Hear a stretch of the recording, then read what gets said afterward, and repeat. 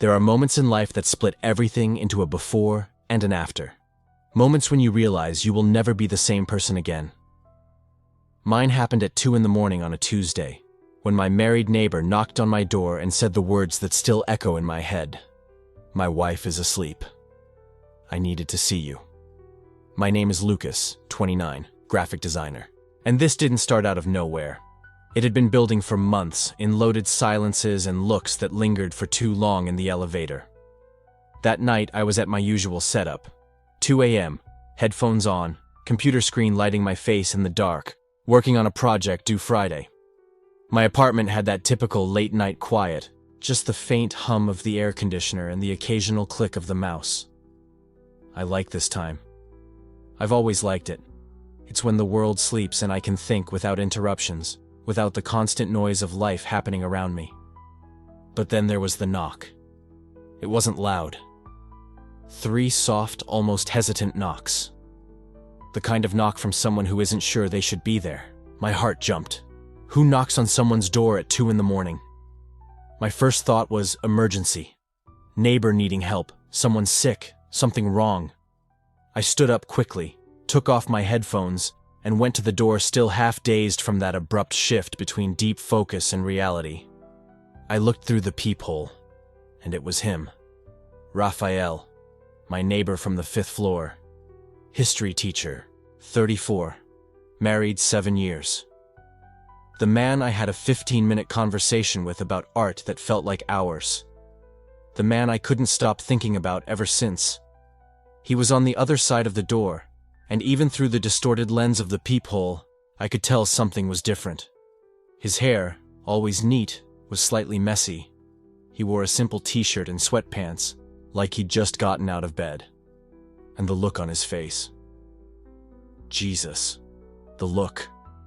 It was someone standing at a crossroads. Anxiety, fear, determination, all crashing together at once. My hand hesitated on the doorknob. Because I knew. I don't know how, but I knew that if I opened that door, something would change. And the scarier part was that I wanted it to change. I wanted it so badly it was frightening. I took a deep breath and opened it. Our eyes met, and it was like someone had switched on an electric current between us. Those intense dark eyes I'd seen dozens of times before. Always polite, always keeping a safe distance. But not now. Now they were vulnerable, exposed, asking for something he hadn't yet put into words. "Raphael," my voice came out lower than I meant. "Are you okay?" He opened his mouth, closed it, ran his hand through his hair in a nervous gesture that made my stomach tighten. And then he spoke, in that deep voice that always made me pay extra attention. "My wife is asleep." Pause. "I needed to see you." The floor seemed to tilt slightly beneath my feet. "My wife is asleep." 4 words that carried the weight of everything he wasn't saying. That he had left the bed where she lay sleeping. That he had come down 2 floors. That he had chosen to be here, at my door, at 2 in the morning, when he could have been anywhere else. I started, but didn't know how to finish the sentence. My brain was racing. What does this mean? What does he want? What do I want this to mean? "Can I come in?" he asked, and there was something so raw in that question. It wasn't casual. It was a request for permission to cross a line we both knew existed between us. I could have said no. Could have made up an excuse. Could have protected both of us from whatever consequences that night might bring. But honest, I was done protecting myself. Done keeping distance. Done pretending I didn't feel this every time we crossed paths in the elevator and the air between us felt charged with everything we weren't saying. Sure. The word came out before I could think it through. "Come in." I stepped aside, and he came into my apartment for the first time. I closed the door slowly behind him, and the click of the lock sounded final, definitive. Raphael paused in the middle of the living room, taking it all in like he was trying to memorize it. My sketches scattered on the table, band posters on the walls, the big window overlooking the city that never fully sleeps. Suddenly it felt too personal. like he was seeing pieces of me I don't usually show anyone. "Your place is exactly how I imagined," he said, and that hit me strangely. He had imagined my apartment. He had thought about me enough to create a mental picture of where I lived. "Do you want to sit?" I offered, pointing to the worn leather couch that was my favorite refuge. "I can make coffee or—" "No need." He turned to face me fully, and the intensity in his gaze took my breath away. "I didn't come here for coffee." And that's when I knew. That night wouldn't end like all the others. Silence. A silence that seemed to fill every inch of space between us. I could hear my own heart beating, feel the blood rushing in my veins, see the way he was breathing, as if preparing to say something enormous. "Why did you come?" I asked, because I needed to hear it, needed him to put into words whatever was happening there. Raphael walked over to the sofa and sat down, not relaxed, but tense. Elbows on his knees, hands clasped, staring at them as if they held the answers he was looking for. I noticed the wedding band on his finger. It caught the soft light from the lamp beside him, a constant, silent reminder of the complicated reality he carried with him. I sat beside him, keeping a respectful distance, but feeling every inch of that space as if it were electrically charged. He finally looked up at me, and what I saw there almost destroyed me. Fear, desire, confusion, raw honesty. "For months," he began, voice hoarse, "for months I've been trying to convince myself this isn't real, that it's just my head playing tricks, that if I ignore it, it'll pass." My heart was pounding so hard I was sure he could hear it. But it didn't pass, Lucas. He said my name like it was something precious and dangerous at once. No matter how hard I tried, every time I see you, even if it's just for 2 seconds in the elevator, I feel something I shouldn't feel. I wanted to speak, to say I felt it too. That every casual meeting in the hallway shifted my whole day. That I'd started going down to check the mailbox at specific times, just hoping to run into him.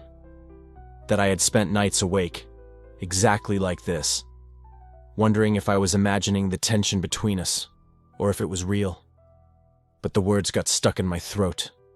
Raphael continued, and now it seemed the floodgates had opened, as if he'd held this in for so long he couldn't stop now. "Remember when I helped you with those groceries in the rain? You were drenched, laughing that genuine laugh you get when you're flustered but playing it off. We talked about your design work, about the books I teach from. Just 15 minutes, Lucas. 15 minutes of real conversation in a downpour." He paused, eyes fixed on me with an intensity that was almost painful to hold. "But after that, I couldn't stop thinking about you. And it scared me. Because I'm married. Because I built an entire life on certain certainties about who I am. And then you show up, with your eyes that seem to see things I hide even from myself. And everything I thought I knew about myself started to crumble. Tears started pricking at my eyes. Not from sadness, but from something deeper. Recognition, relief, pure terror. "Raphael," I tried, voice failing. "Let me finish," he asked, soft but urgent. "Please, because if I stop now, I don't know if I can say this again." I nodded, silent.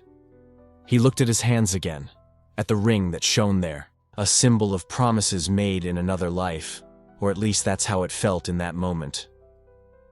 "I tried to do the right thing," he continued. "I stayed away from you. When we'd run into each other in the building, I kept it short, polite, distant. I thought maybe if I just gave you space, it'd go away. But it got worse instead, because every time I'd see you from across the room and you wouldn't even notice me, I'd feel this emptiness. Like part of me was screaming for you to see me and you were right there but completely unreachable." My breathing was all over the place now. I knew exactly what he meant. How many times had I watched him in the parking garage, chatting with other residents, that effortless charm on full display, and felt this sharp, unnamed pain, jealousy, longing, just plain loneliness. "And tonight," Raphael continued, his voice breaking slightly, "I was lying there, Laura asleep next to me, everything quiet, normal, And I stared at the ceiling thinking, this is it. I can't do this anymore. Can't keep pretending I don't feel this. Can't live a life where the only real thing I feel is something I have to hide. He turned his body fully toward me, and now we were face to face, knees almost touching. So I got up, threw on whatever was lying around, and I came here. Because I had to know, Lucas. I had to know if I'm losing my mind. If this is one way. If you... He stopped, swallowed hard, naked vulnerability written in every line of his face. If you feel anything too. The silence that followed was the loudest moment of my life. It was as if the whole universe had stopped waiting for my answer. As if every decision I'd ever made had led me to this exact second, on this sofa. With this man who was opening up in such a complete way it was impossible not to be affected. I could lie. I could protect him. Protect myself. Keep things safe and simple and uncomplicated. But I was so tired of safe. So tired of shielding myself from real connections because I was afraid of getting hurt. Of being disposable. Of being someone else's experiment. Of not being enough. And looking at Raphael, at the way he was trembling slightly, at the raw courage that had brought him to my door in the middle of the night, I knew this was not the time to run. Yes, I said, voice coming out hoarse and broken. I feel. Something changed in his face. Relief, panic, desire, all at once. I do feel, I repeated, firmer now, because he needed to hear it, because I needed to say it. I thought I was going crazy, thought I was making it up, because how could someone like you look at someone like me and feel anything? Someone like you? Raphael repeated, incredulous. Lucas, you have no idea, do you? You have no idea how much you are.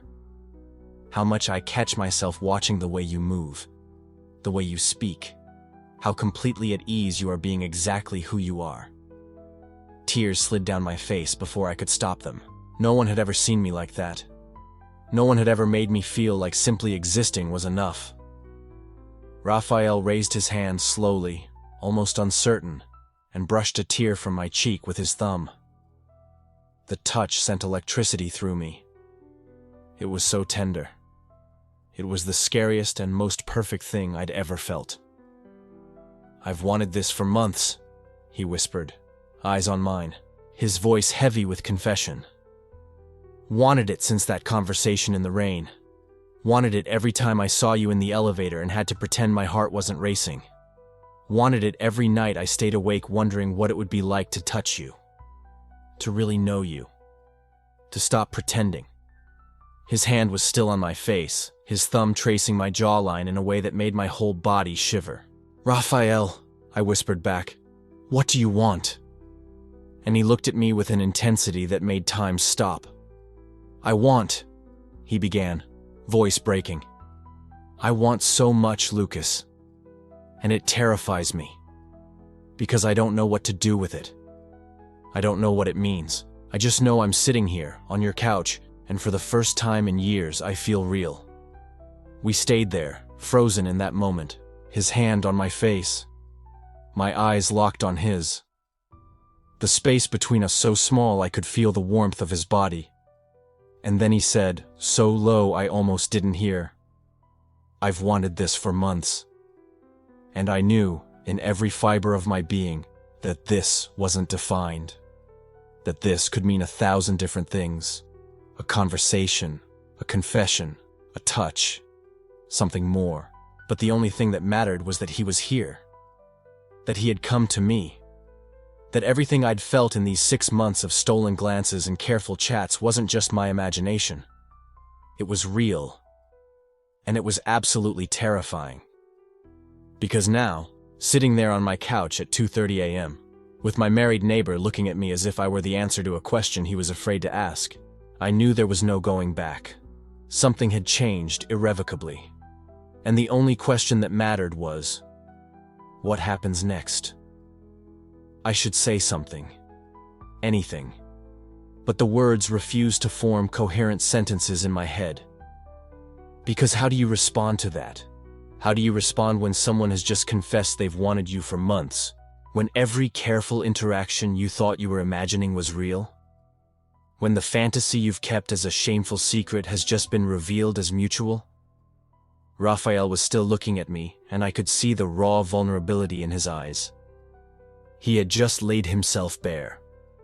He had crossed 2 floors of apartments, left his wife sleeping, knocked on my door at 2 in the morning, and confessed something that probably terrified him as much as it terrified me. And now he was waiting for me. "You wanted this," I repeated, my voice coming out raspier than I intended. "This what, exactly?" It wasn't cruelty. It was necessity. Because I needed to hear it. Needed him to put into words what this meant. Because if I was misunderstanding, if he was talking about friendship or a platonic connection, I wouldn't survive the humiliation. Raphael ran his hand through his hair, that nervous gesture I'd watched so many times in the elevator. "I don't know how to name it," he admitted. "I just know that every time I saw you, my heart raced, that I started making excuses to go down to the 3rd floor, that I checked the elevator schedule hoping to run into you, that I spent 6 months trying to convince myself it was just admiration, just curiosity." But what he confessed next made my ground fall away. He paused, and when he spoke again, his voice was almost a whisper. "But it wasn't. It never was."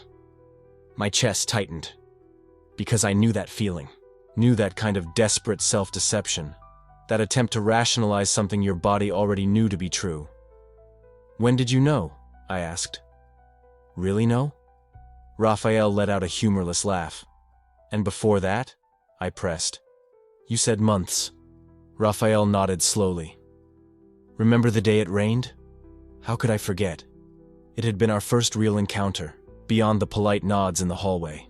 I was soaked, struggling with 4 plastic bags tearing under the weight, and Raphael had appeared out of nowhere with an umbrella. "You were laughing," he said, and there was something almost reverent in the way he spoke. "Completely drenched. Your groceries literally falling out of the bags, and you were laughing. Not bitter, not frustrated, just laughing at the absurdity of it all." He leaned in slightly, his eyes never leaving mine. "I helped you carry everything up here.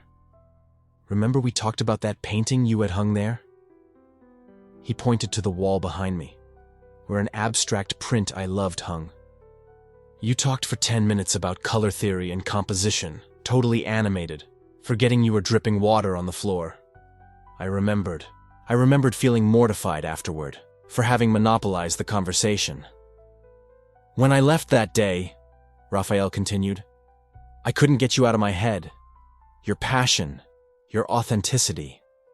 The way you got shy when you realized you'd talked so much, like liking something intensely, was something to apologize for." His voice softened even more. "I wanted to know more. Wanted to know what else made you light up like that. Wanted to be someone you felt comfortable being. Yourself with." My heart was pounding so hard I was sure you could hear it, because no one had ever looked at me like that. No one had ever paid enough attention to notice the things Raphael was describing. "After that," he said, "I started watching you. Not in a creepy way, just paying attention. I noticed you always held the elevator door for someone coming. That you called the concierge by name. That you carried your headphones but rarely used them, like you preferred to be present in the world around you. Each observation was a crack in the armor I kept around my heart. And then there was that day at the mailbox," he continued. "You got a package and looked so visibly moved. Later I found out, overhearing you talking to the concierge, that it was a design book you'd been waiting weeks for." He smiled, but it was a sad smile. I found myself wanting to be the reason for that kind of joy. Wanting to be someone whose arrival made you smile like that. "Raphael," my voice broke. "You asked me when I knew for sure," he said. "It was last week, in the elevator. You got on the 2nd floor, didn't see me in the corner, and when you realized I was there, you gave a little start. But it wasn't a fright start. It was something else." I knew exactly the moment he meant. It had been 7 in the evening. I was coming back from a walk, and when I saw Raphael, my stomach had done that little leap I'd learned to ignore. Our eyes met, Raphael said, and for 3 floors neither of us looked away. 3 whole floors, Lucas. 90 seconds of uninterrupted eye contact. And when the doors opened on the ground floor and you stepped out, I saw you look back. Just once. Just for a second. He paused. And in that look, I saw the same thing I was feeling. The same wanting. The same fear. The same impossibility of all this. Tears were burning behind my eyes now, because he was right. I had looked back, and in that second before the elevator doors closed, I had seen Raphael still standing there, watching me walk away, and I felt something break inside me. So you felt it, Raphael said softly. I wasn't imagining it. No, I whispered. You weren't imagining it. The confession left me like a sigh. 6 months of denial collapsing at once. I felt it all, I admitted. Every look, every accidental touch, every extra second you stayed when you could have left. I cataloged it all like a desperate fool, treasured every interaction as if it were precious, and then convinced myself it was all in my head. Why? Raphael asked. Because you're married, I said, the words sharper than I'd intended. Because I couldn't be that person. Couldn't be the guy coveting a married neighbor. Couldn't be Raphael finished for me. You couldn't be me. We looked at each other, and in that moment I understood. He was carrying the same guilt, the same self-judgment. Only he had taken the step I would never have the courage to take. He had knocked on the door. He had told the truth. I tried to stop, Raphael said. Tried to convince myself it was just a phase. An early midlife crisis. I tried to focus on Laura, on my marriage, on the life I'd built. But every time I saw you, all of that fell apart. He rubbed his face with his hands, exhaustion evident in every line of his body. And then tonight, I was lying there, she asleep beside me. And I realized I couldn't pretend anymore. Couldn't spend another night pretending this didn't exist. That you didn't exist in my mind in all the ways that matter. So you came. So I came, he confirmed. No plan. No idea what I was going to say. Just needing to be near you, needing you to know. My hand was shaking as I reached out, my fingers hovering in the space between us. It was such a tiny distance. Centimeters. But it felt insurmountable because crossing it would mean acknowledging everything we'd just confessed. It would mean making it real. I was so scared, I said, my voice cracking. So afraid you'd never notice. That I was alone in this. That I was just the weird neighbor who took things too much to heart. You were never alone in this. Our fingers touched. Just touched. The lightest connection possible. But it was as if the whole world realigned around that point of contact. Raphael didn't pull his hand away. Neither did I. We stood there, fingers barely touching, looking at where our hands met as if it were the most meaningful thing we'd ever seen. Lucas, Raphael said my name like a prayer. I don't know what I'm doing. I don't know what this means, or where it will go, or how any of this could work. I just know I've spent 6 months feeling more alive in the 3 minutes I spend with you than in whole hours of my real life. He finally lifted his eyes, and the intensity in them took my breath away. And I can't pretend anymore that this doesn't matter. My thumb brushed his lightly, so soft, so deliberate. Then don't pretend, I whispered. The silence that followed was different from the others. It wasn't uncomfortable or expectant. It was heavy, potent. Like the pause before thunder, when you know the lightning has already struck and you're just waiting for the sound to catch up. Raphael was looking at our hands now, his thumb tracing the lightest pattern against mine. Back and forth. A hypnotic rhythm that made my skin tingle. 6 months, he murmured. 6 months wanting to do this. Something as simple as touching your hand. And now that I am, I don't know if I can stop. Then don't stop. The words came out before I could think them, bold in a way I never was. But something about this night, about this mutual confession, had knocked down all my usual defenses. Our fingers were fully interlaced now. His hand was bigger than mine, warmer, and the wedding band on his ring finger pressed against my skin. A constant reminder of everything that made this impossible. But impossible or not, it was happening. I should feel guilty, Raphael said calmly. And I do. But not in the way I should. I don't feel guilty for being here, for wanting this. I feel guilty for not feeling guilty enough to leave.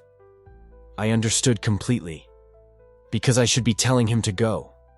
I should be the responsible one, the one who respects boundaries and marriages. But all I could feel was relief. Relief for not being alone in this. Relief that he was here, holding my hand, confirming that everything I'd felt for months was real. What do you want, Raphael? I asked. From tonight. From me. From all of this. He was silent for a long moment, his gaze still fixed on our intertwined hands. Honestly, he finally said, I don't know. I know what I can't have. I know what would be wrong to ask for. But what do I really want? He lifted his eyes, and the raw vulnerability I saw there nearly destroyed me. I want to stop pretending, even if only for tonight. I want to sit here with you and not have to filter every word, every look, every thought. I want to exist in the same space as you, without the wall I've built between us. His hand squeezed mine. I want to be seen, and I want to see you. For real. Without the polite disguise of neighbors who barely know each other. My heart was so full it hurt. Then see me, I said. I'm here. I'm seeing you. And everything you're feeling, everything you're afraid to say, I promise it's safe here. Something shifted in his eyes, as if one last defense had fallen. I'm so scared, he confessed. Scared of what this means about me. About who I really am versus who I've pretended to be for so long. Scared that once I admit it, I won't be able to go back to pretending. Maybe you shouldn't, I said softly. Go back to pretending. Raphael let out a shaky laugh. My whole life is based on pretending, Lucas. My marriage, my professional image, the version of me my family knows. If I stop pretending, everything falls apart. Or, I said, choosing my words carefully, maybe everything finally starts to make sense. We stayed there, hands entwined, looking at each other through 2:30 in the morning. Outside, the city kept existing. Cars passed, people slept, the world turned. But in that apartment, on that sofa, time had become irrelevant. I've never done this before, Raphael said suddenly. Never been with. Never even admitted I wanted. I know. How do you know? Because I recognize it, I said. I recognize that kind of denial, that kind of fear. I carried the same, just on a different scale. Not about marriage or family expectations, but about being seen, about letting someone know me for real and risking that it's not enough. My thumb was still tracing patterns against his. For years I had shallow encounters, connections that lasted hours, not days. Nothing that required real vulnerability. And I pretended it was because I just hadn't found the right person yet. I paused, but the truth is I was too afraid to let anyone close enough to hurt me. And now? Raphael asked. Now I'm terrified, I admitted. Because for the first time in a long time I want this. I want you here. I want this conversation. And wanting means risk. It means it can end. It means it can hurt. It's already hurting, Raphael said softly. Pretending you don't matter already hurts. At least this. He squeezed my hand. At least this is real. Real. The word hovered between us. This was real. This conversation, this connection, this whole impossibility was real. And now that we'd admitted it, now that we'd touched, there was no pretending it didn't exist. Raphael was still looking where our hands met, and I could see his chest rising and falling with uneven breaths. I could see the struggle happening inside him, every thought visible in the tension of his jaw, in the squeezing of his eyes. What happens now? He asked so low I almost didn't hear. It was the question, wasn't it? The one hanging over all of this. Because we'd confessed. We'd touched. We had made it real. But reality came with consequences, with complications, with a wife sleeping 2 floors up. I had no answer. No wisdom to offer, no script to navigate this. All I had was the truth. I don't know, I said, but I know I don't want you to go, not yet. Raphael's eyes met mine again, and in them I saw the same war I was waging inside myself. Duty versus desire. Right versus real. What I should do versus what I desperately wanted to do. And then, so slowly that I could have stopped if I wanted to, Raphael leaned forward. Not much, just a few inches. But enough that the space between us became almost non-existent. Enough that I could feel the heat of his breath. Enough that the unspoken question became impossible to ignore. He didn't move any further. He just stayed there, frozen in that space between wanting and doing. His eyes searching mine as if asking for permission. As if asking me to make the decision he couldn't make. And I understood. Because crossing this last boundary meant something different. It meant this was no longer just talk, just confession. It meant action, choice, consequence. My heart was pounding so loud I was sure he could hear it, because I wanted it. God, I wanted it so much. I wanted to close that impossible gap. Wanted to know what it would be like. Wanted to stop asking myself and just know. But more than that, I wanted it to be his choice too. I wanted that, if we did this, it to be something we decided together. Not something I pulled from him. Not something he could blame me for later. So I didn't move. I just stayed there. Our faces inches apart, my hand still tangled in his, and let the moment exist in all its suspended impossibility. Lucas. He whispered my name, and there was so much in that single word.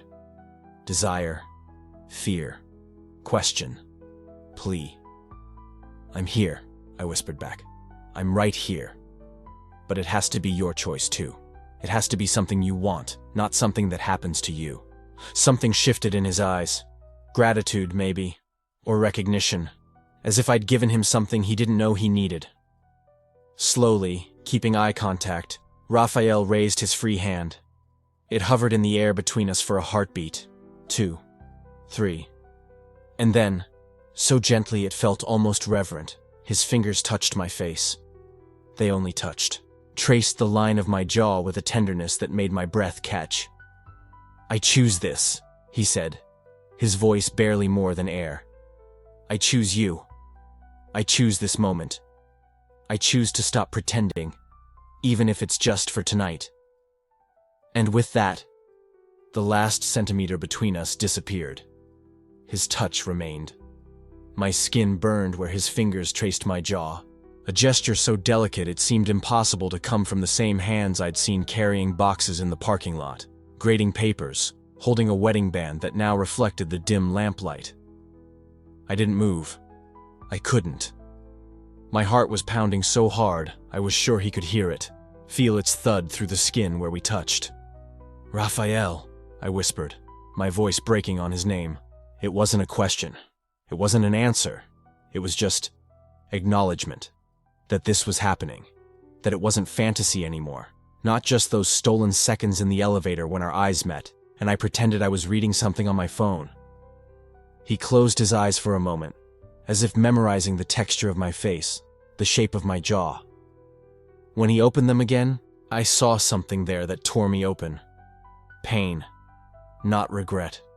The pain of someone who had lived too long in a place that no longer fit. I should have knocked on this door months ago, he said, his voice rough. I should have been honest when you helped me with those grocery bags. When we were stuck in the elevator for 5 minutes, and I made up a ridiculous excuse about the weather just to keep talking to you. I laughed, a sound half stifled, half wondering.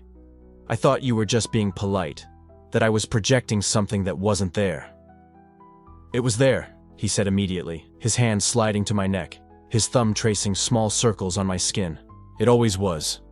Since that first time. You were drenched from the rain, laughing at yourself, saying something about forgetting you didn't have a car.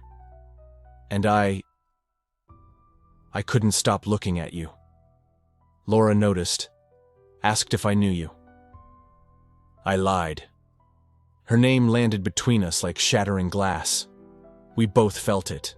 I saw it hit him, the tightening of his jaw, the flicker of pain in his eyes. He should have pulled back. Should have created distance between us, given us both space to breathe and think. But he didn't. Instead, he took my hand, hesitant, and pressed it against his, still on my face. "What are we doing?" I asked quietly. He didn't answer right away. His eyes traveled over my face as if searching for something, some answer I might give that would make this simpler. But there was nothing simple about it. Nothing easy. "I don't know," he finally admitted.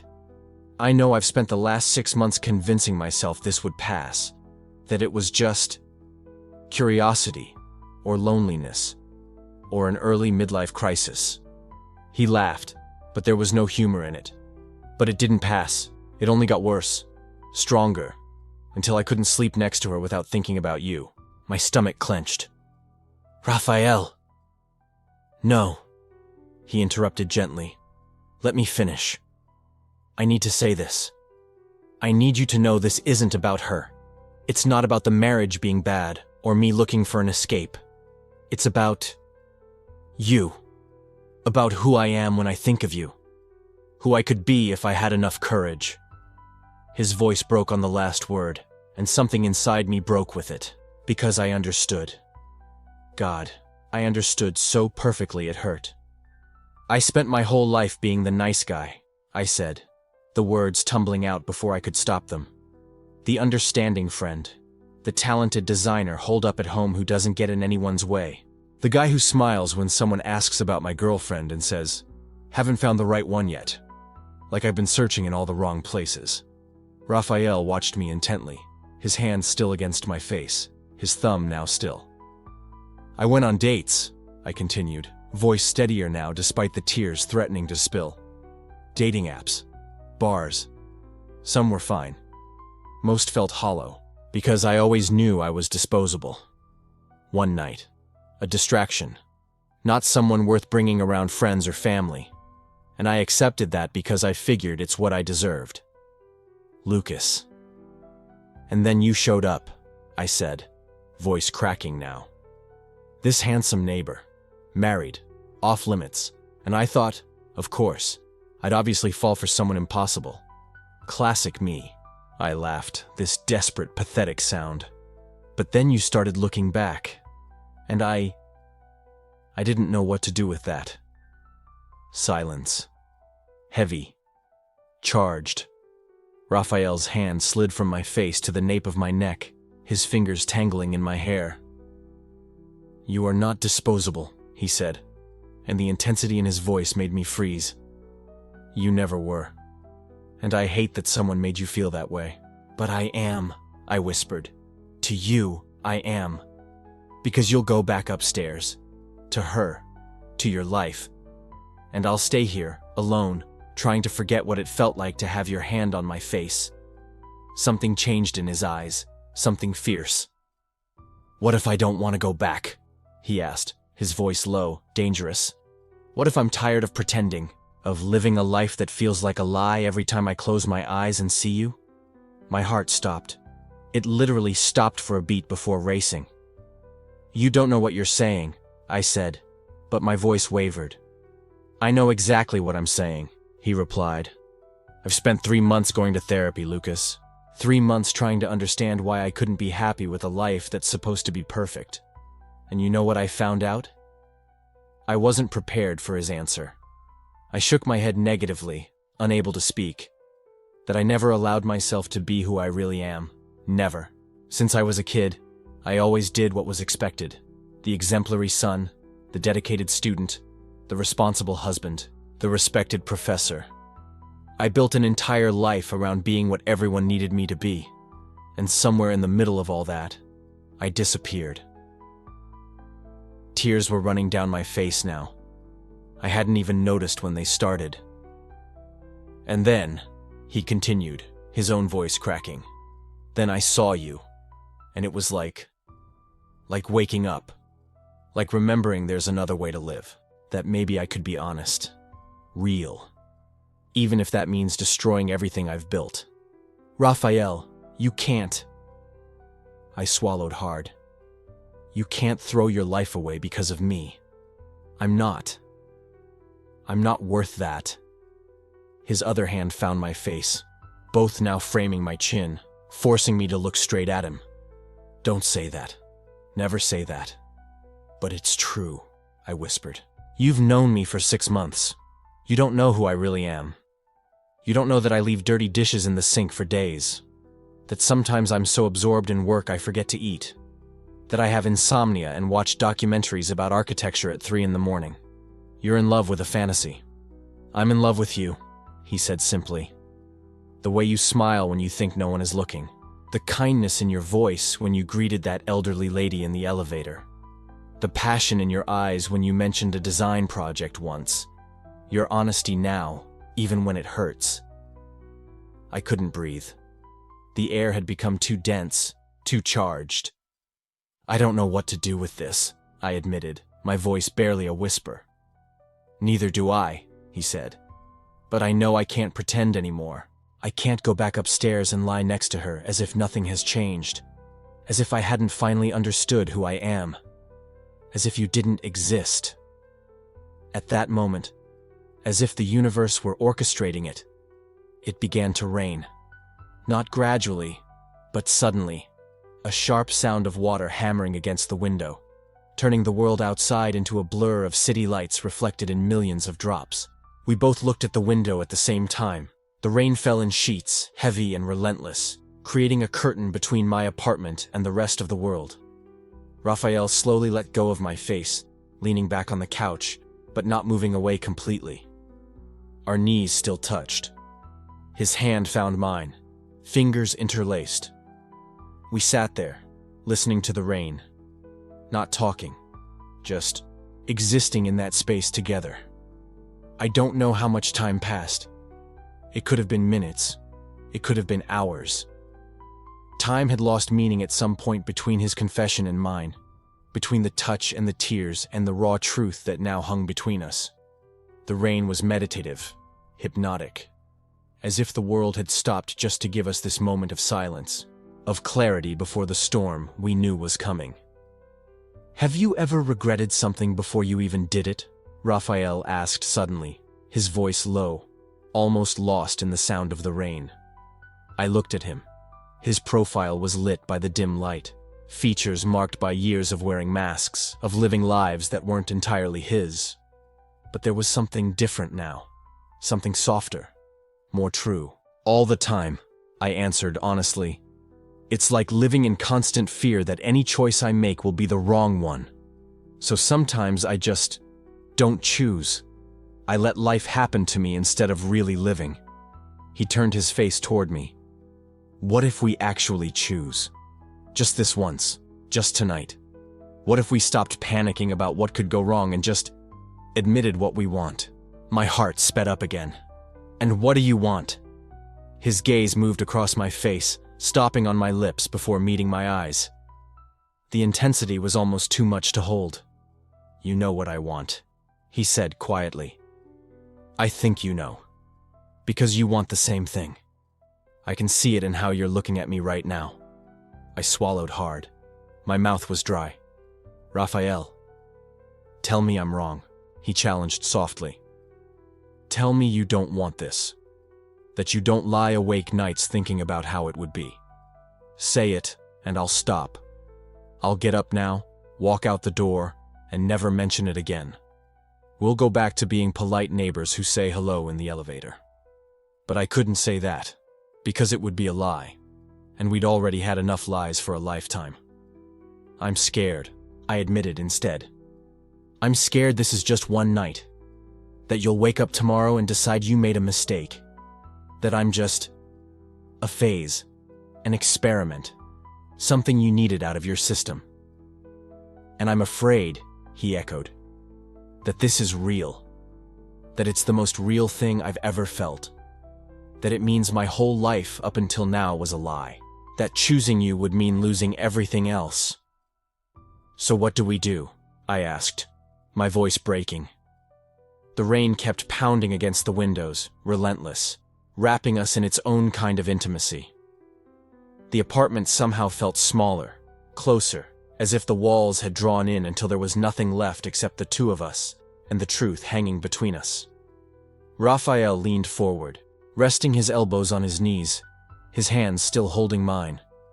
He looked where our skin met, his thumb tracing absent patterns on the back of my hand. "I'm tired of waiting for life's permission to be happy," he said, turning to face me fully. "Because I'm 34 and never, not once, have I lived a moment that was completely mine, completely honest, completely real. And what if you regret it?" I whispered. "And what if I don't?" he replied. "What if this is the only moment in my life I did something true? Do you think I should let it pass just because I'm afraid?" I had no answer for that, because everything inside me was screaming yes and no at the same time, wanting and fearing, longing and fleeing. His hand left mine, rising again to my face. This time, both hands, framing my chin with a tenderness that made my chest ache. "Lucas," he whispered, my name coming out like a prayer. "Tell me to go." My heart stopped. "Tell me this is madness," he continued, his forehead now touching mine, breaths mingling in the tiny space between us. "Tell me I'll regret it, that you'll regret it. Tell me anything that makes sense." But sense had ceased to exist the moment he knocked on my door at 2 a.m. Maybe before that. Maybe since that first time in the rain, when our eyes met and something inside me recognized something inside him. Or, he whispered, his voice so low I could barely hear it over the rain, over the sound of my own heart, tell me to stay. Silence. Absolute. Total. As if the whole world were holding its breath, waiting for my answer. I didn't say anything. I couldn't.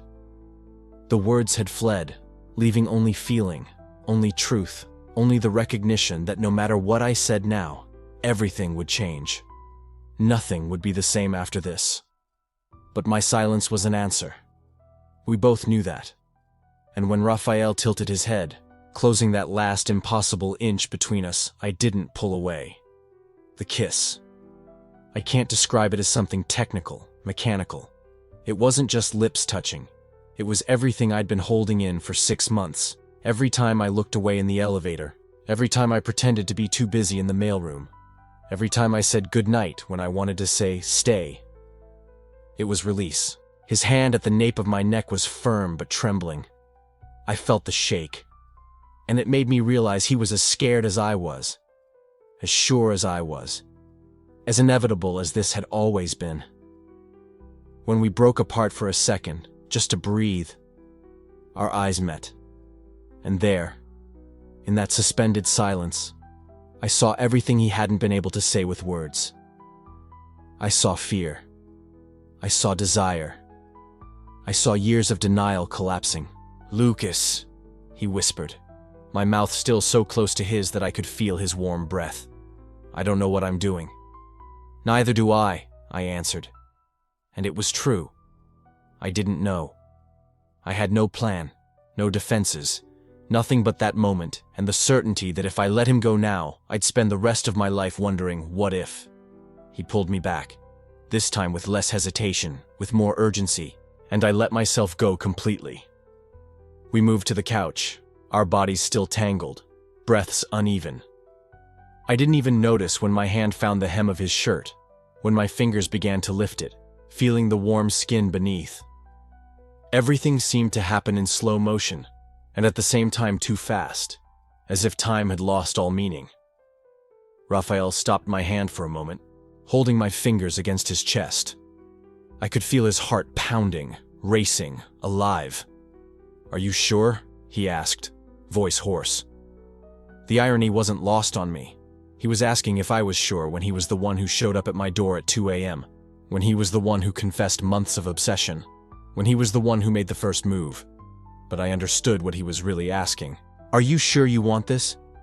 Are you sure you want to know me this way? Knowing that I'm married, knowing this will complicate everything, knowing that tomorrow we'll have to deal with the consequences? I'm sure, I said, and I'd never been so certain of anything in my life. He closed his eyes for a moment, as if memorizing the instant, as if making peace with some part of himself that still resisted. Then he opened his eyes and looked at me with an intensity that completely disarmed me. Me too. And then there were no more words, just us. Just bodies finally able to say what voices couldn't. Just skin against skin, breaths blending, hands discovering, exploring, learning. I learned the geography of his body, every line, every muscle, every spot where he sighed when I touched him.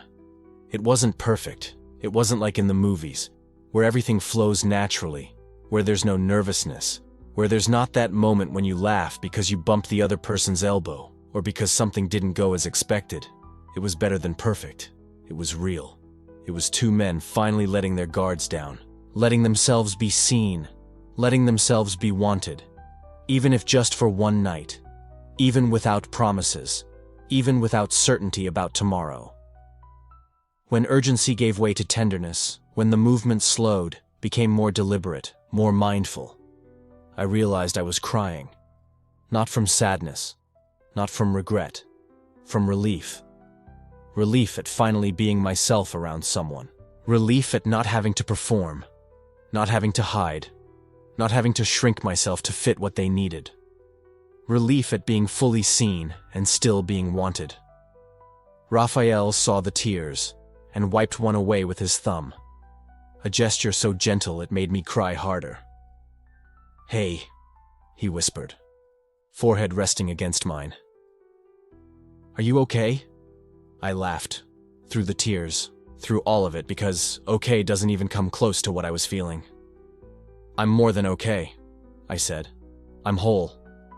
He understood. I saw it in the way he looked at me, in the way he cupped my face with his hands as if I were something precious, something worth risking everything for. "Me too," he said. "For the first time in years, I'm whole too." And then we kissed again. Slow, like we had forever. Like nothing else mattered. Like there wasn't a wife upstairs. Like there weren't consequences waiting tomorrow. Like the only thing that existed was us, this bed, this moment of complete honesty. At some point we moved to the bedroom. I don't remember exactly when. Time had stopped making sense. There was only sensation. There was only connection. There was only the two of us, finally being who we'd always been when no one was watching. On the bed, curled around each other, I traced invisible lines along his back. "Thank you for not protecting yourself from me," he said, kissing my forehead. "Thank you for being worth the risk." We lay there, simply existing together. I heard his breathing slow, become steadier. I thought he might fall asleep. But then he spoke, voice low. "Laura's a good person." I froze. She deserves someone who's all in, not half present, not going through the motions, but genuinely unable to imagine life without her. He paused. "And I'm not that someone." Heavy silence. "I tried to be. God knows I tried. But you don't choose who you are, Lucas. You just are." I squeezed his hand tighter. "I'm so scared," he confessed, voice breaking. "Scared of hurting her. Scared of what my family will say. Scared of losing my job. Scared of being hated." "I know. But do you know what I'm most afraid of?" "Of what?" "Of getting to 50, 60, and realizing I wasted my whole life being who I thought I should be instead of who I really am. Of never truly living. Of never truly loving." Tears ran down his face now. Of looking back and seeing only a well-told lie. I pulled him into me, let him cry on my chest. I smoothed his hair, murmuring words that had no specific meaning, but carried all the comfort I could give. "You're not alone," I said as the sobs subsided. "Not anymore." He lifted his face, eyes red but with something new in them. Hope, maybe. Or just the courage to finally consider that another life might be possible. "What do we do now?" he asked. I don't know, I admitted. But we'll figure it out together. One day at a time. No rush, no pressure. Take it slow. He echoed his own words from hours before, but now with a different meaning. Deeper. Take it slow, I agreed. He snuggled up against me again, my hand finding his, fingers interlaced. The rain had stopped. I hadn't noticed when. But now there was only silence outside. The kind of silence that comes after a storm, when everything's washed, clean, new. Lucas. Thank you. For letting me in. For not sending me away. For seeing me. Thank you for trusting me. For being brave. For being here. He kissed my hand that was intertwined with his.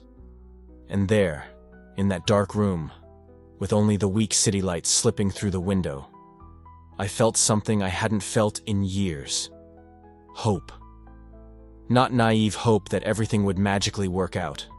Not hope for a guaranteed happy ending. But hope that, whatever happened tomorrow, I had experienced something true. Something real. Something that reminded me I was capable of genuine connection. That I deserved it. Raphael fell asleep first. I stayed awake longer, just watching him sleep, memorizing every detail. The way his hair fell over his forehead. The way his lips curved slightly, even asleep. The way his hand tightened on mine, unconscious, as if afraid I might disappear. I looked at the ring on his hand. There it was, the physical reminder of how complicated the situation was, of the impossibility we were trying to navigate. But for this night, just for this night, I decided not to think about it. For this night, there was only us. Eventually, sleep took me too, and I dreamed. I dreamed of possibilities. I dreamed of futures that might never exist, but were beautiful to imagine anyway. I dreamed of a version of myself that wasn't afraid to be seen, that didn't hide, that believed I deserved love. When I woke up, the first thing I noticed was warmth. Raphael's body still pressed against mine, his arm thrown over my waist, warm breath on my neck. The second thing I noticed was the light. Dawn light was starting to filter through the curtains, timid but relentless. Gray at first, then with hints of pink, of gold. Morning. Morning had come, and with it, I knew, reality would come. The weight of decisions made in the dark, the questions that didn't have easy answers, but not yet. Not yet. I held Raphael closer, buried my face in his hair, tried to memorize the smell, the feeling, the moment. I tried to store it someplace inside me where it could never be erased. Raphael stirred, began to wake. I felt the exact moment he remembered where he was. I felt his body tense slightly, felt his breath change, felt consciousness returning with all the complications it brought. He opened his eyes. And the first thing he saw was his own hand on my waist, the hand with the gold ring catching the weak dawn light. I saw his expression change, peace giving way to confusion, confusion giving way to recognition, recognition giving way to something heavy I couldn't quite name. Guilt, maybe, or fear, or just the crushing weight of reality returning after hours suspended in the impossible.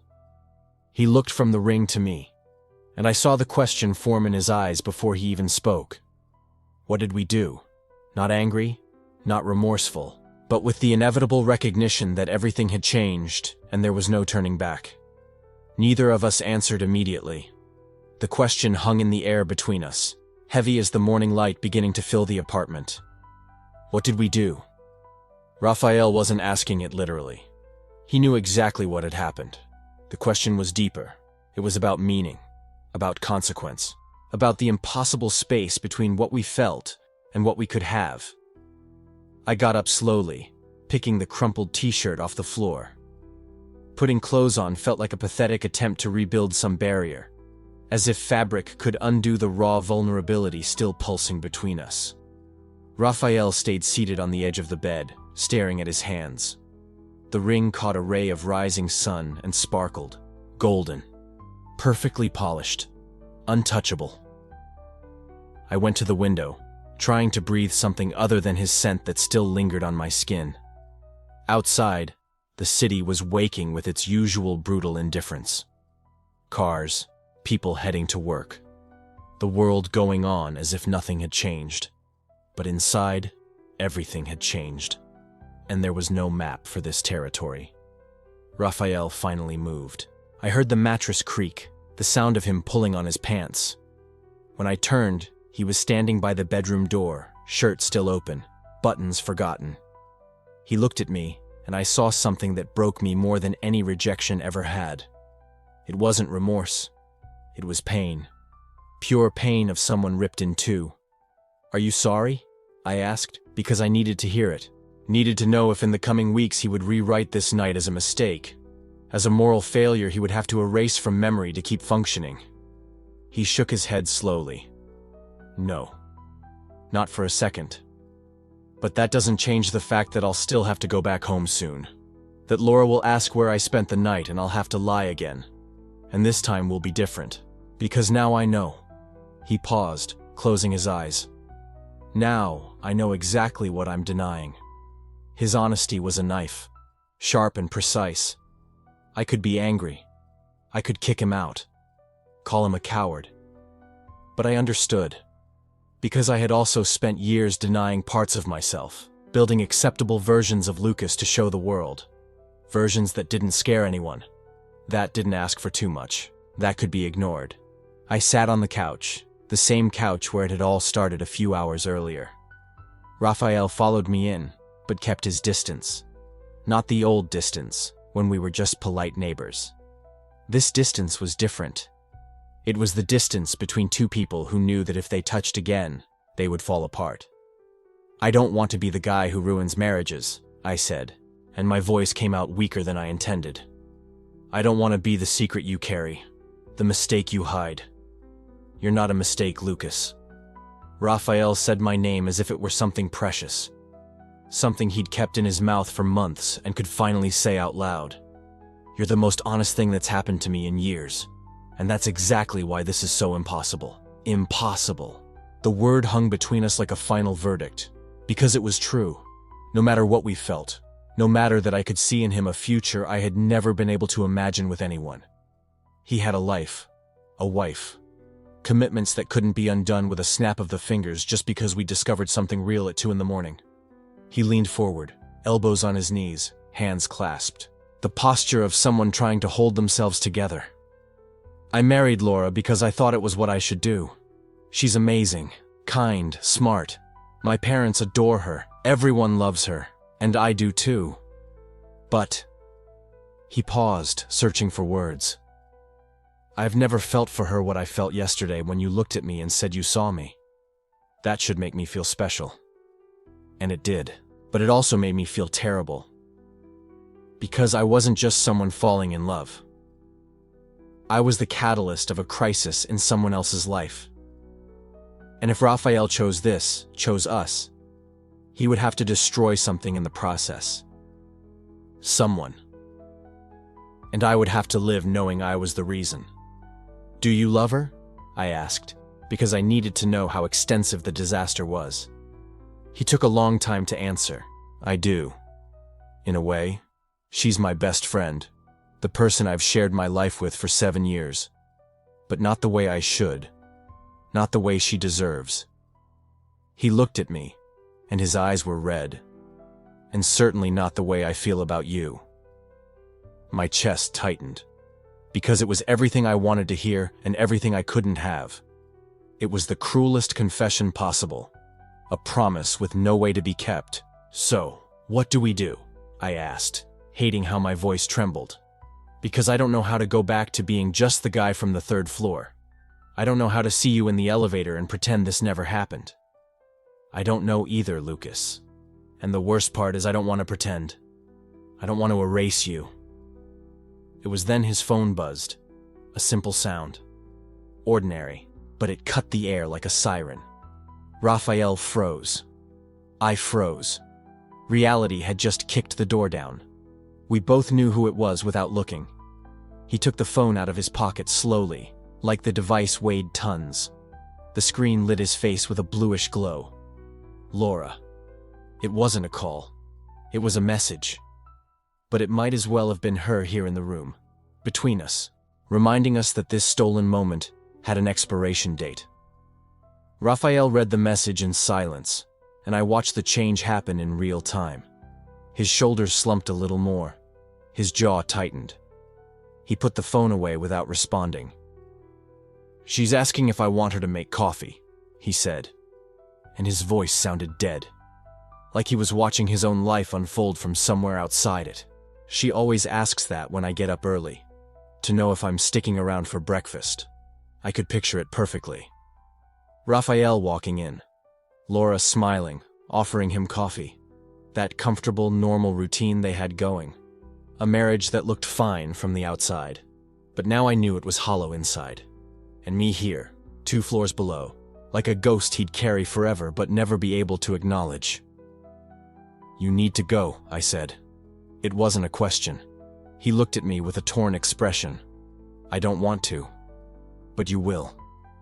He didn't deny it, because we both knew, no matter what had happened here, no matter that something between us was more real than a lot of what he'd built in his life, he still had to go back, still had to reply to that message, still had to sit at the breakfast table and pretend normalcy while carrying the weight of what we'd done. Raphael stood, pulling his shirt back on with shaking hands. I watched him put the pieces back together. The facade. The married history professor heading out for an early jog before getting home to the wife waiting for him. Buttoning up his shirt was like rebuilding the wall between us. He stopped at the door, hand on the knob, but didn't turn it. "Ask me something, Lucas. If things were different, if I weren't married, if we'd met some other way. Do you think we could have this? Really have it?" It was a cruel question, but I answered it anyway. "Yeah, I think we'd have a real shot at this." He nodded slowly, taking that in. Then, barely above a whisper, "I need to deal with Laura. Not now, maybe not soon, but I can't pretend anymore now that I know what real feels like." It should have given me hope. Instead, it scared me. What if he decided and figured out his truth didn't actually include me? What if he left her and then realized what we had was just a moment of weakness? I'd be the guy who blew up his whole life for nothing. "Don't do this because of me," I said firmly. "If you're gonna deal with your marriage, do it for you, because you deserve to live without the lies. But don't let me be the reason. I don't want to be the excuse or the prize." He looked at me for a long moment, and then he did something I didn't expect.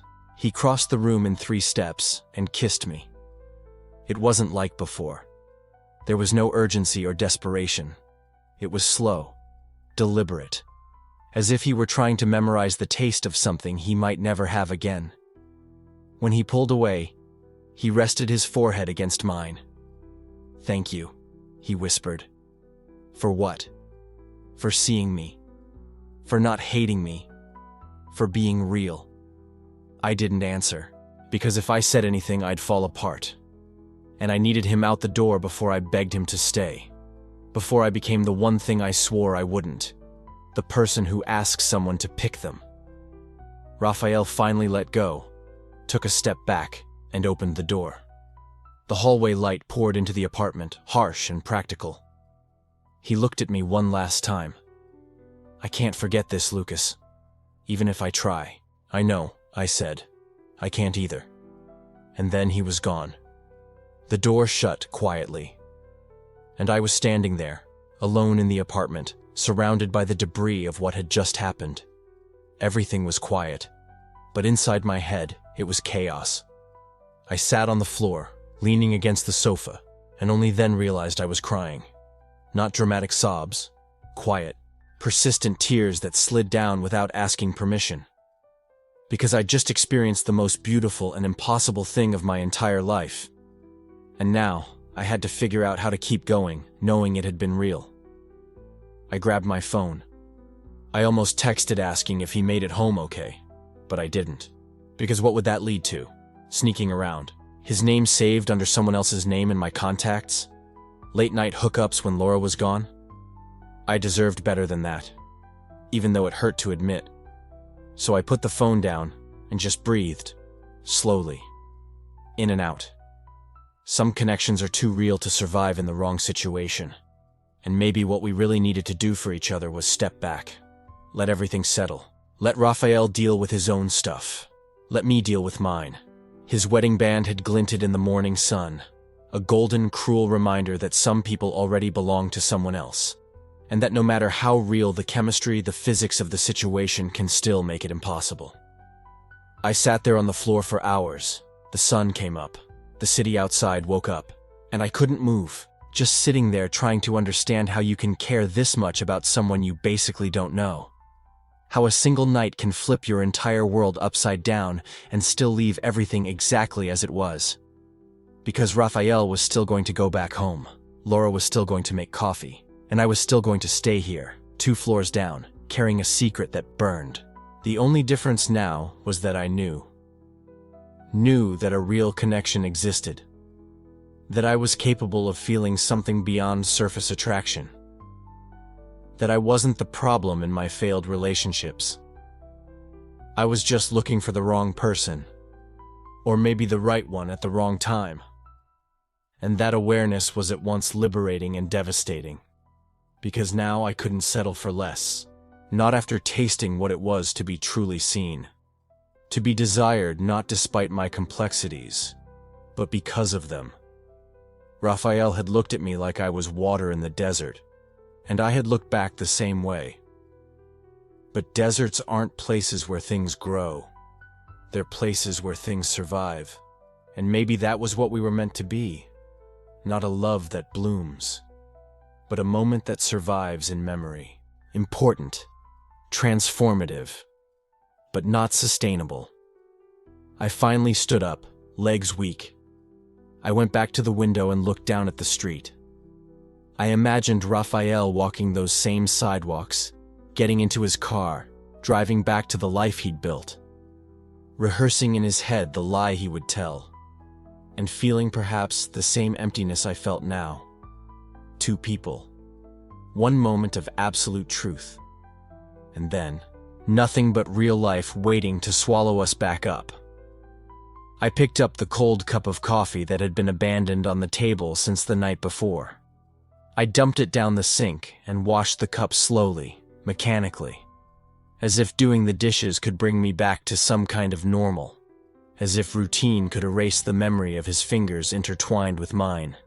It couldn't, it wouldn't, and maybe that was the blessing and the curse of it all, that some things are too intense to be forgotten, too real to be erased, and too right to be sustained. Raphael had said he couldn't forget, and I believed him, because I couldn't either.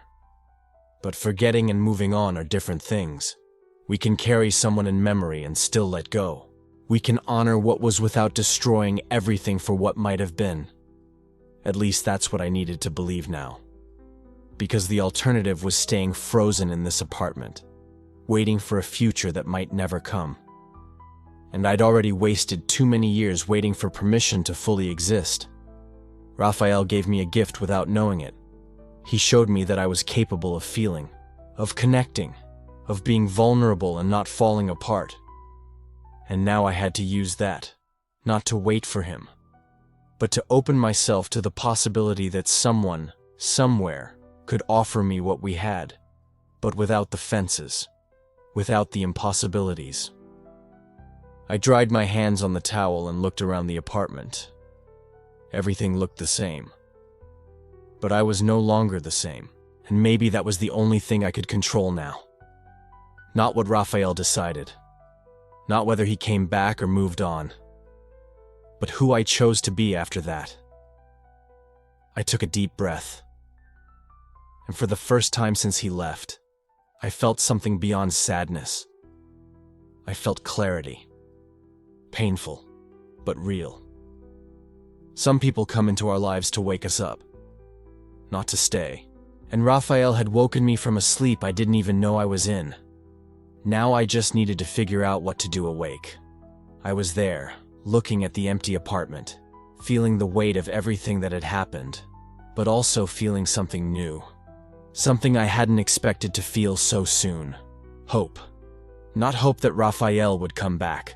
Not hope that we'd have a fairy tale ending, but hope that I was capable of more than I had allowed myself so far. For years, I had convinced myself I was fine alone, that it was safer that way, that protecting myself was more important than risking it. And maybe, on some level, that was true. I had protected myself. But from what? From feeling? From living? From truly connecting with someone?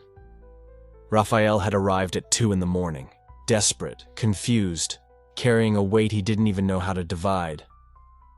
And I had opened the door. Not just the apartment door, but a door inside me I thought I had locked forever. And now, even with him gone, even knowing we weren't going to have a future together, I couldn't regret it. Because for the first time in years, I had felt something real. Something that wasn't calculated. Something that wasn't safe. And it reminded me of something I had forgotten. That really living always involves risk. Always involves the possibility of getting hurt. And there's no avoiding that if we truly want to feel. I walked to the window and looked out at the city. The lights blinking. People living their lives. And I wondered how many of them were doing what I had done for so long. Hiding, protecting themselves, building walls so high they couldn't even see what was on the other side. I had done that, for years. And Raphael had come like a storm and knocked it all down. Not because he was perfect, not because we were perfect together, but because he had shown me I still could. Capable of opening up, capable of trusting, capable of wanting someone without destroying myself in the process. And maybe that was what I most needed to learn. That I deserved more than crumbs, more than secrets, more than someone who could only offer me pieces of themselves. I deserved someone who could stay, someone who could truly choose me. No fences, no impossibilities, not having to look over my shoulder all the time. Raphael couldn't be that person, and that was okay, because he had given me something even more valuable. He had shown me I was worthy of it, that I could want it, and that when the right person appeared, I would be ready. Not closed off, not scared, but open, vulnerable, willing to try. I looked at the couch where we had sat, where we had talked for hours, where he had touched me for the first time. And I felt a pang of longing. But it wasn't a destructive longing. It was a grateful one. Because that moment had happened. And it had changed me. And now I carried it with me. Not as a wound, but as a reminder that I was capable of more than I thought. I breathed in and let the air out slowly. Some people come into our lives to stay. Others come to wake us up. And Raphael had been that. An alarm. A reminder. A force that arrived in the middle of the night and shook everything I thought I knew about myself. And now, he was gone.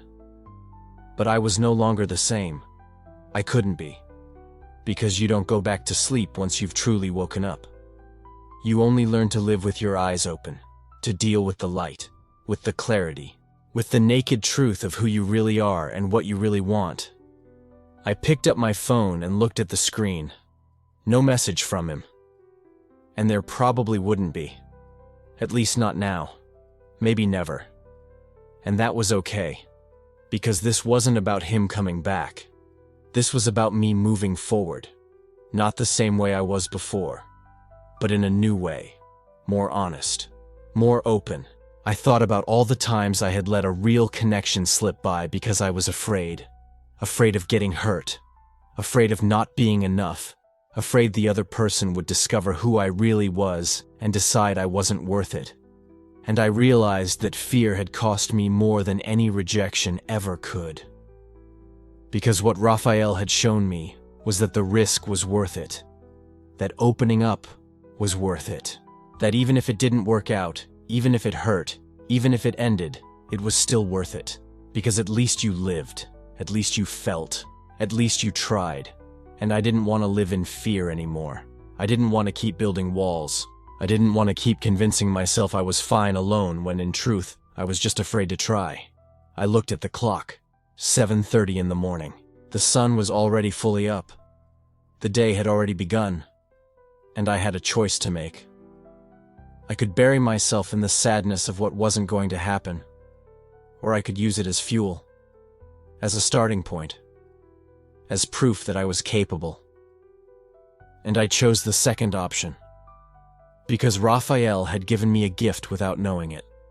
He had shown me that I was strong enough to feel, brave enough to open up, human enough to want, and now I had to honor that, not by waiting for him, but by opening myself to the possibility that someone, somewhere, could offer me what we had, but without the fences, without the impossibilities, without the secrets. And maybe that was what I needed most right now. Hope, to believe that I deserved more. I closed the door and took a deep breath. Raphael had left, but part of me stayed there. It didn't need a happy ending to have been worth it. It had been real. I heard a noise in the hallway. Footsteps. My heart raced for a second. Could the impossible happen? Could it be him? Had he come back? But the steps continued. They passed my door, and they faded down the stairs. It wasn't him, and that was okay, because I couldn't keep waiting. I couldn't put my life on pause for a possibility that might never come true. I had to move on. I had to live. I had to open myself to whatever came, and trust that when the right time came, with the right person, it would happen. For real. No fences. No secrets. No impossibilities. I went to the bedroom and changed. I put on jeans and a clean t-shirt. I brushed my hair. I looked in the mirror one more time, and I saw someone different looking back. Someone who had been through something hard, but who had survived. More than that. Someone who had grown. I grabbed my keys and my wallet. I put on my sneakers, and I opened the door. The hallway was empty, quiet, but I didn't feel alone, because I was carrying something with me now. A certainty, a strength, a reminder that I was capable. I locked the door and started walking toward the elevator. I pressed the button and waited. When the doors opened, the air left my lungs. Raphael, he was inside, alone. Our eyes met immediately. The elevator felt like it stretched between us. Neither of us said anything, but we didn't need to. Our eyes said it all. Gratitude, sadness, acceptance, clarity.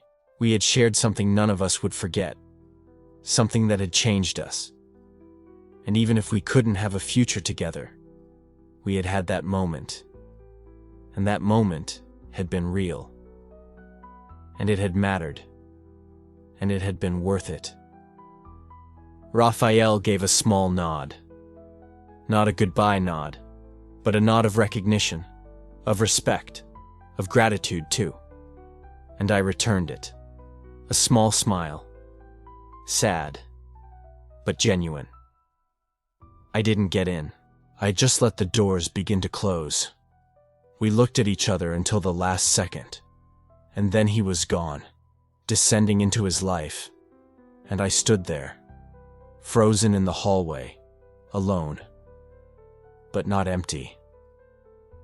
I breathed deeply, and for the first time since all of this had started, I felt that it was going to be okay, that things would be fine, not because Raphael would come back, but because I had learned something fundamental, that I deserved real love, and that I was strong enough to wait for it, and brave enough to open up when it appeared. I pressed the elevator button and waited. The doors opened. I stepped in. I pressed ground floor. And as I went down, I felt something strange. It wasn't sadness. It wasn't regret. It was peace. Painful, but real. Because sometimes life doesn't give you the happy ending you want, but it gives you exactly what you need. And what I needed was to wake up, To stop living in fear. To stop hiding behind walls I had built myself. And to start living for real. The elevator doors opened on the ground floor. I stepped out and walked toward the street. The sun was strong now. The day was beautiful, and I had a whole life ahead of me. A life I was going to live differently now. More open, more honest, braver. Because Raphael had given me a gift. Not the gift of staying, but the gift of showing me that I was capable. And now it was up to me to honor that. Not by waiting for him, but by living. For real. Completely. Without fear. And maybe you listening to this now are going through something similar. Maybe you also met someone who shook everything up. Who made you question. Who made you feel. And maybe that person can't stay. Maybe you can't have a future together. And maybe that hurts. It hurts a lot. But I want you to know one thing. That it's not about the person staying. It's about what they showed you. About what you discovered about yourself. About the strength you didn't know you had. And about the courage to keep going. To open up. To try again. Even knowing it can hurt. Because in the end, that's what makes us human. Not the ability to avoid pain, but the courage to feel anyway. And to keep trying. Keep believing. Keep waiting. Not naively, but consciously. Knowing it's worth it. Because living fully is always worth it. If this story touched you, leave a comment. Share your experience. We are not alone. Subscribe to the channel for more stories. Thank you for listening. Remember, you deserve real love. See you next time.